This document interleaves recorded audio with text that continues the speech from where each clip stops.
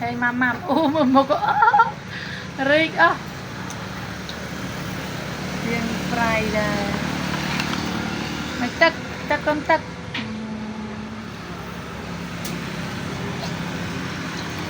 dạ mà cơ mà, ham mót mắm mắm, bam bam bam bam bam bam bam, da da da da da da, như thế mọi người, da da da da da da da da. Nè, ngày nay cái bàn này cái bò là bơ tao lố mà bập yeah tích cân mà khóc mình cứ bò về mọt nào bò về lại cồn nét đậm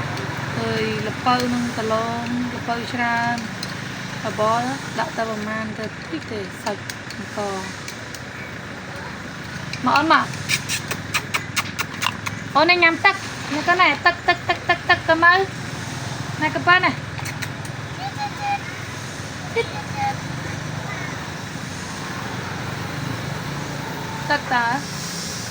tắc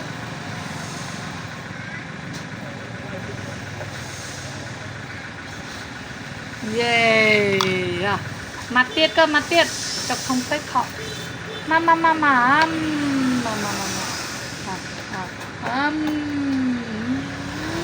bà thôi